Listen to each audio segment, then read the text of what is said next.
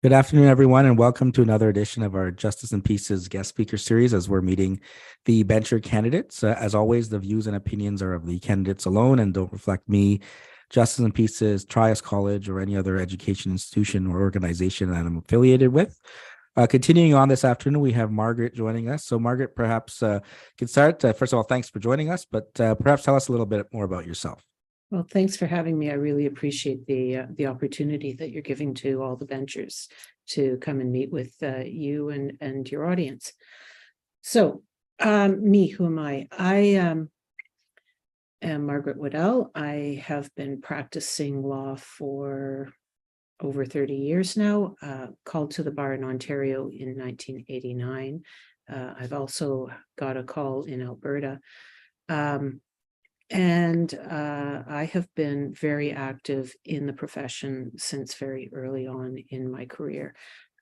It's always been a strong belief to me that we are in a very privileged position as lawyers, and that part of our obligation to the profession is to give back. And that means participating in lawyer organizations and making sure that we're doing everything we can for the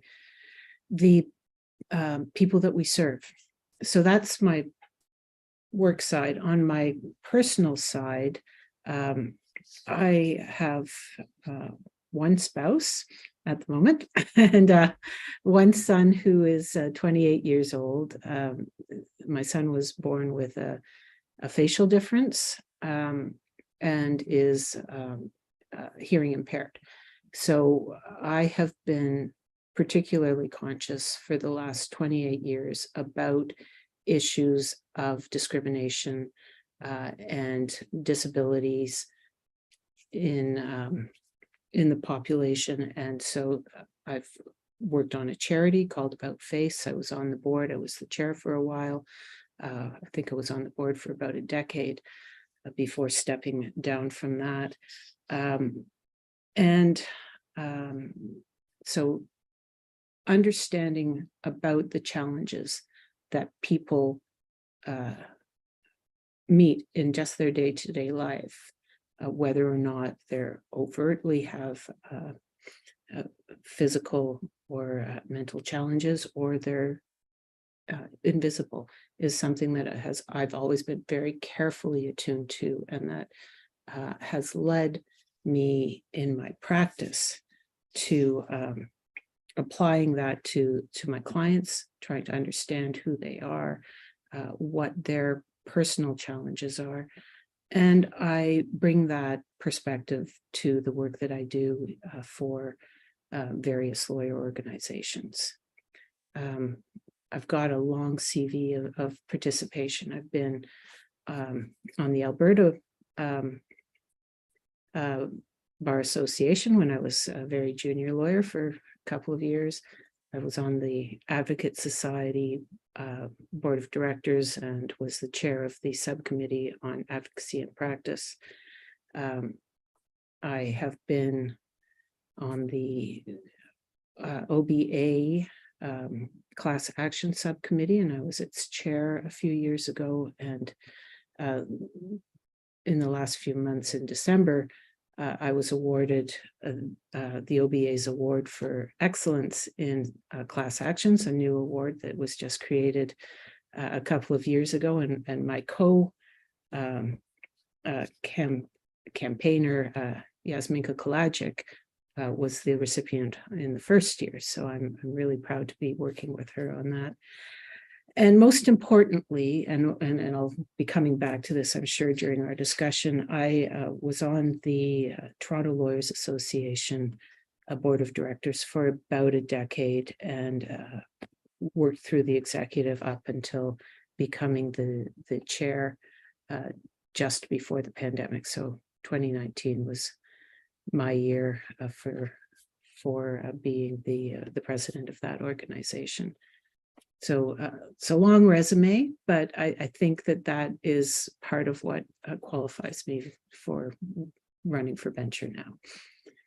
Okay, so that certainly shows us an extensive background there. But then the next question is why, with doing all of that, why now decide to run for bencher?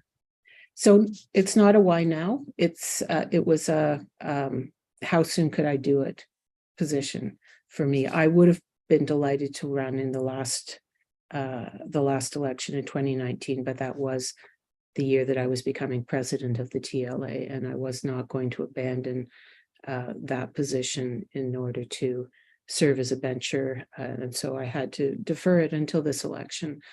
So there was nothing special about this particular election that led me to want to run. It's something that I had been intending to do as part of my career path and part of, as I said, my belief that we need to give back and not be passive in our engagement in the profession.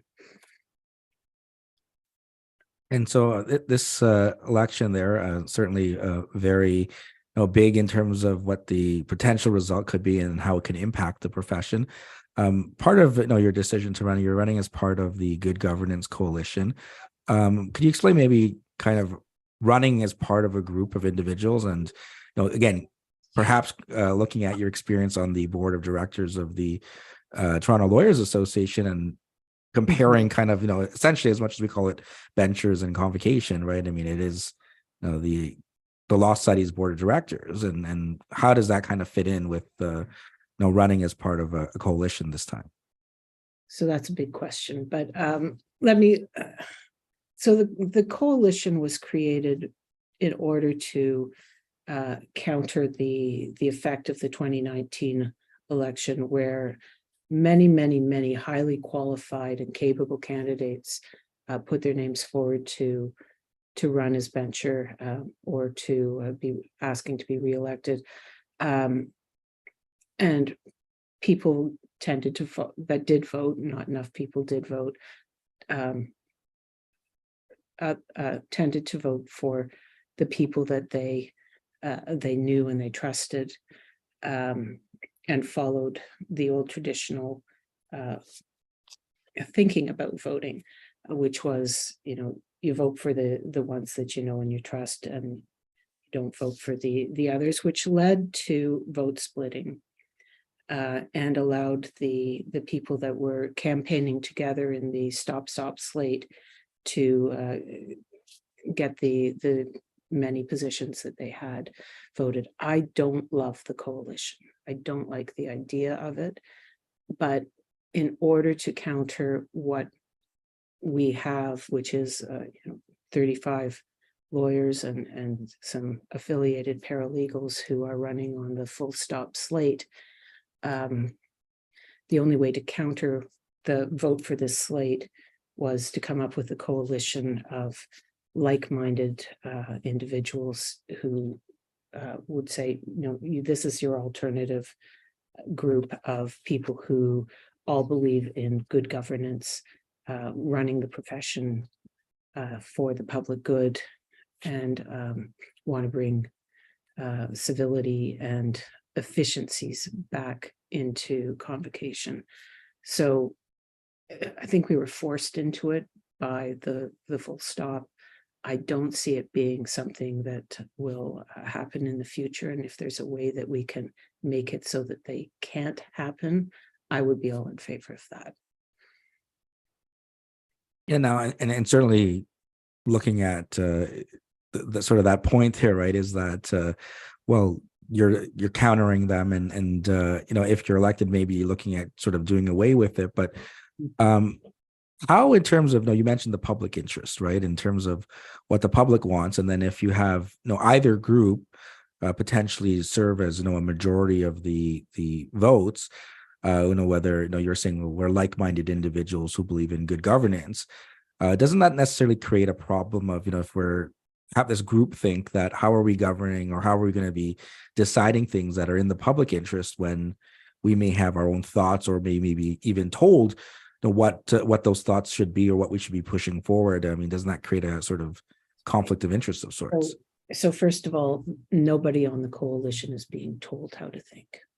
That's really important. We are individual thinkers who all have our own opinions on what is right and appropriate, and we bring to convocation our collective experiences, both in the law and in our personal worlds, and our knowledge about what's going on in the world, in order to inform ourselves, and obviously the law on these points, about what is in the public interest. There are there's a vast array of informational sources from which we can draw those conclusions. I think what's most important for the public interest from the perspective of lawyers in the Law Society is ensuring that people obtain competent legal advice, and that they have the ability to obtain access to justice in a meaningful way. And right now, our system's broken. There are far too many people who, in the litigation world where I live, who are underrepresented or not able to afford lawyers or paralegals, and end up having to self-represent. And that is a travesty, and that's not in the public interest. And it is one of the big challenges that we face as a profession, and that I think needs to be on the table in front of the Law Society. How can we fix the broken system to improve people accessing the system with trained professionals to help them? And so what are some other things there in terms of looking at the system there, in terms of what the Law Society should or should not be doing? And the things maybe that I know you're personally passionate about. What do you see in terms of, if elected, things that you'd like to bring to the discussion table to hopefully be able to change? So I think one of the other things that is really important, there's a couple of them. One of them is competency. There are far too many lawyers and paralegals who are not running their practices competently, and who need assistance in order to be providing their services in a competent and effective manner. I know that this is one of the things where the slate suggests that that's bureaucratic interference. I strongly disagree with that. I think that having spot audits, having practice reviews are essential to having competent practices. If people don't know that they're doing things that are dangerous or wrong, or that are going to result in them eventually being subject to potentially disciplinary practices because they don't know what they're doing wrong, it's up to the regulator to fix that and try and resolve the problems before they come to bear and cause harm to the clients. That's not bureaucratic interference. That's doing the regulator's job to protect the public and to make sure we're doing our jobs competently in all aspects of the business of practicing law. So that's the one thing. The second thing that I think it will be really important for us to continue to look at and revisit is the issue of the ownership of law firms. Can paralegals become partners with lawyers? Can other people that are not licensees become owners of the law firms?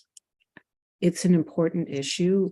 The Law Society has looked at it in the past. We haven't moved forward with it, but I do think that it is an important issue that needs to be looked at again, because I think that excluding paralegals from ownership of law firms when they are licensees and they are providing important services to the public is a little bit elitist and doesn't necessarily achieve what's best for the business of law. I leave open the question, and I think it merits more study, whether minority shareholders could be non-licensees. So those are two of my big agenda items. So I want to talk more about that. I did speak to another an independent candidate the other day, kind of on that same point of perhaps part of legacy planning, right? That you build up this business and then you can only sell it to the other like 5 others and that are in that specialty area, maybe. Otherwise, you can't go. And the same with technology, right? That maybe there could be some, especially with AI and everything, that people may want to look at the legal business, but you can't give them a stake in your company as you can with, like on Dragon's Den or something with something else, right? So what, maybe you could tell me a little bit more about this and why, again, you think this would be something to explore a little bit further. Well, I think it's all about running the business of a law firm, about who's making the decisions, who has an ownership stake, whether people who have an ownership stake can be silent partners if they're non-licensees, or whether we need to keep non-licensees completely out of the practice of law. In other jurisdictions, some of the law firms have become very huge, publicly traded. There are other alternatives than the traditional practice that we've had in Ontario, and I think it merits more study. I don't know the answers. I haven't done the studying, but I do think it's something that, as a progressive regulator, we need to stay on top of, just like technology. We are not static, and we need to look at how the world is evolving to stay current. Now, you had mentioned before having just not just recently, where I feel like the pandemic, everything flows together, but 2019, so about 4 years ago, and a decade there of being on the Toronto Lawyers Association board. I mean, what can you take from that experience there and look at bringing back in terms of going over to, if elected, the Law Studies Board? So the Toronto Lawyers Association, represents obviously the lawyers in Toronto. There's about 8,000 lawyers in the Toronto area. And obviously one of its core mandates was supporting what used to be the old county library, but the library at 361 University Avenue, and providing the practice management services that go with it, including legal education programs, and advocacy with the government, and maintaining the law library. TLA works closely, very hand in glove with FOLA, the Federation of Law Associations of Ontario, and I had I think it was a really important and eye-opening experience to be the TLA representative on FOLA for a number of years. So I've had the experience of hearing about what the issues and the concerns are of law associations from across the province, from Kapuskasing down to Windsor and everything in between. And the smaller regions, the libraries are central to practice management. They cohese the lawyers in the area. They provide important services, not just for competency, but for professionalism writ large. And over the course of the time that I was at the TLA, it included when the first big cut came to library services. And I can tell you that the TLA has always subsidized the Toronto Library. So its membership has always subsidized the library. And then when there was a cut that came from the Law Society to the budget for those services, we were really distressed, going through line by line by line through the budget to find where we could find the savings to accord with the budget that we were given was a devastating process, because what it meant was not cutting bloat. It was not finding the fat and getting rid of it. It was taking away services that we were providing. It was getting rid of reporting series. It was cutting down the services. It was reducing staff times and the quality of the services that we could provide. And that's really, really super serious. So when my colleagues on the Stop SOP slate say that they want to cut bloat, and if they are talking about cutting more funding to organizations like Learn, which is now the umbrella organization which manages all of the libraries, they are harming the profession. They're harming the profession because they're taking away essential services.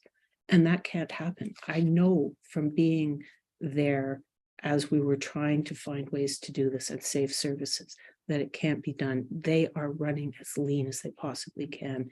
And taking away more money means that the smalls, the souls, the people that don't have a library down the hall with a private librarian at the big firms won't have the resources that they need. And that is just something that is a non-starter for me. And I guess maybe on that point, because certainly the funding to the libraries has been something that's brought up, and I know from FOLA as well, the importance in regional areas, right? But why within Toronto, right? That it seems like, okay, look, well, the lawyers here, you can it's not as essential perhaps compared to somewhere like campus casing or where it's very remote, and that's part of that. What's the importance there from a Toronto perspective, right? For the Toronto Library to have. Super fair point. I mean, and this has always been part of the debate is, we've got the great library at Osgoode. Why do we need a secondary library, half a block away at 361? The answer is they provide different services. And while they work, cooperatively and together, they do provide different services. The TLA library isn't just a library, it is a professional enhancement center. The TLA provides the education services that are supported by the library. And that library is critical for the people that are in the 361 and 330 university courthouses, which is the civil litigation and now family law, which is in 361. And with a brand new, beautiful 19-story criminal justice tower that's been built across the street from 361, there are no library services in there, which means that all of the criminal lawyers need to traipse across the street to come to 361 if they want to access the library services. And that library 361 used to be where most of the criminal work was. So that library is already well established to deal with and help the criminal lawyers who are now going to be across the street. The Great Library, it's a beautiful service, but it doesn't do the same hands-on kind of work that we see out of 361. They work together, they are complementary, but you can't have one without the other. Now, Margaret, I know we're talking about libraries and with libraries as well for my students that are hopefully looking over their books and getting ready for their assignments and tests that are coming up. As paralegal students and law students look to enter into the profession, do you have any words of wisdom, any advice for them from your experiences? Yeah, so that's a good question. I think from my experience that you should not have tunnel vision. try everything. The law is a buffet. There are so many different areas and practice areas and kinds of law that you can do and ways that you can help people in need, that you shouldn't just pick one area and say, this is it. Try, especially in your early years when you're coming out of your paralegal training, when you're coming out of law school and into articles, try everything and stay open-minded about other opportunities and different career paths that may present themselves to you, because you may find something, you may stumble into something that you truly love. And this is such a difficult and demanding profession where our clients are really relying on us with some critical aspects of their lives that have gone off the rails, that you want to be able to love what you're doing. If you come into the office every day or into your virtual office and you don't love it, you're not going to be doing yourself any favors, and you're not going to be providing the best advice and services that you can to your clients. So be passionate, love what you do. And if you don't love what you do, try something else. Perfect. So Margaret, thanks so much for taking the time and joining us this afternoon. Last question for any of the lawyers that are listening and have a vote in, or going to use their vote come, I think, April the 19th, I believe, around that time. Why should they cast their vote for you, Margaret? Well, I think the short answer is I've got the demonstrated experience to do it. I know how boards operate. I am committed to putting in the time and effort that this job takes. I know it is a big commitment, and that's why I'm doing it, because I love giving back, and I am prepared to do what it takes to make sure that the Law Society runs cleanly, smoothly, effectively, and in the best way that we can for the profession and the people we serve. Thanks again. All the best, and thanks for everyone for tuning in. Take care. My pleasure. Thank you so much.